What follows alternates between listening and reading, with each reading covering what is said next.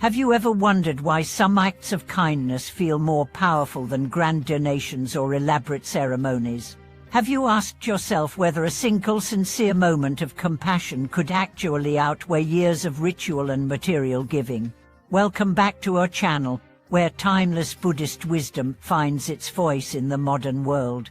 I'm honored to have you join us again, and today we're about to unfold one of the deepest teachings in the Buddhist tradition, the three fields of blessings, and especially why among them that field of compassion is revered as the most supreme. In Buddhist philosophy, the concept of cultivating merit is central. Every thought, word, and deed carries karmic weight, but not all acts generate equal results. There are three main fields where blessings can be sown: the field of respect, the field of gratitude, and the field of compassion. Each offers a path to accumulate merit and deepen our spiritual life. But there is a reason why the field of compassion is held above all, and that reason lies not in the scale of the act, but in the heart behind it.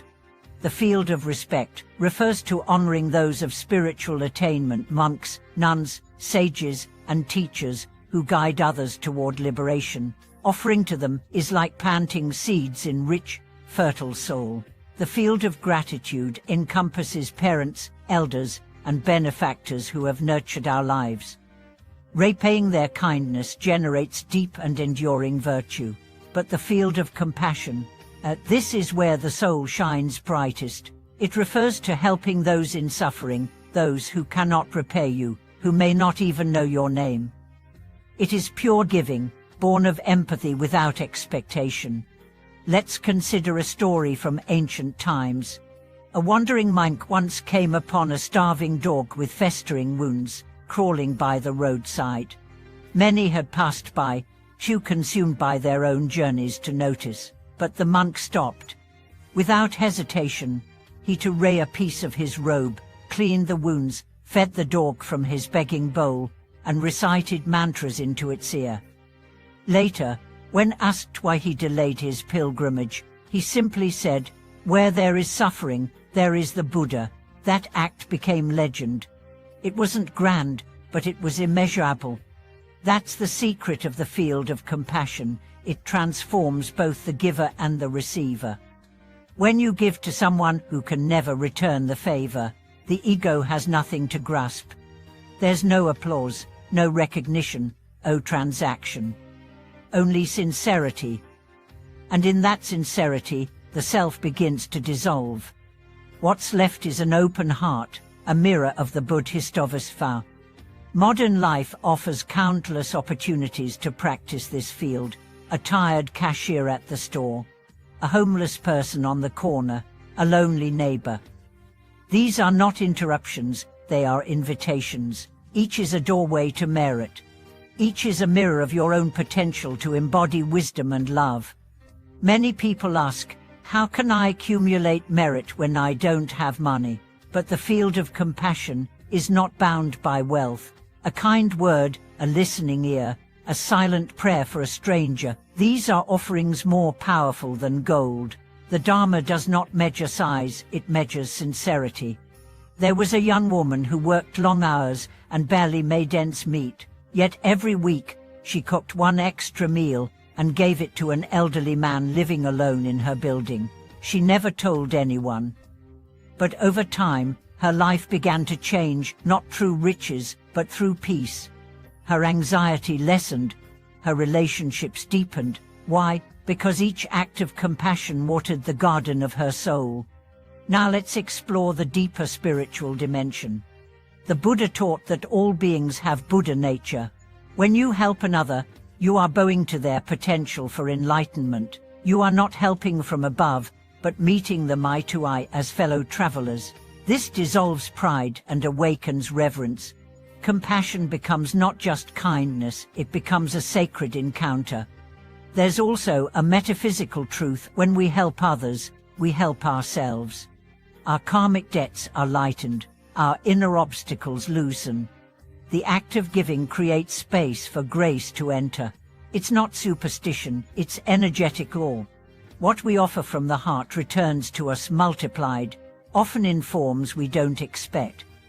One woman recounted a powerful moment after years of infertility. She and her husband began volunteering at a children's center, not to gain merit, but because they felt called. Within a year, they conceived naturally. Coincidence, maybe, or maybe the compassion they cultivated shifted something karmically, clearing blockages, opening channels, preparing them to receive. The field of compassion is also the most accessible. Not everyone can build temples or fund schools, but everyone can comfort the suffering.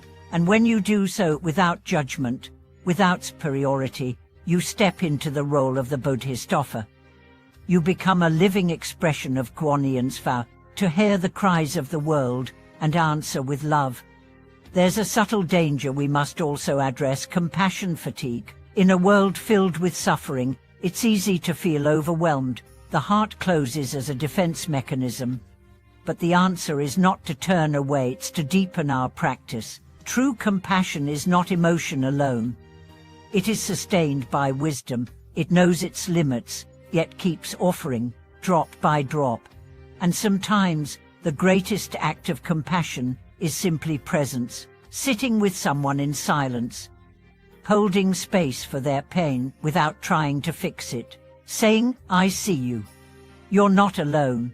These moments change lives. They plant seeds that bloom years later, often without our knowing. One monk put it this way: you don't need to solve the world's problems. Just be a place where suffering meets kindness. That's the field of compassion. It's not about scale. It's about depth. If you want to begin cultivating this field, start small. Make one act of unreciprocated kindness each day. Don't post it online. Don't wait for thanks. Just give, and then observe. Watch how your mind changes, how your burdens lighten, how joy returns, not the joy of excitement, but the joy of connection. The field of compassion does not just build merit, it builds meaning. It turns ordinary life into sacred ground. It aligns your heartbeat with the heartbeat of the universe. If you've experienced the power of this field, if one act of compassion changed your life or someone else's, please share your story in the comments. Let's become a community that plants seeds of light wherever darkness lingers. And if this video stirred something in your heart, please like, subscribe, and tap the bell icon. Your presence here helps this channel grow and brings the Dharma to those who need it most. Thank you for watching this video. May your hands become instruments of mercy, your words be vessels of healing, and your life be a field where compassion endlessly blooms.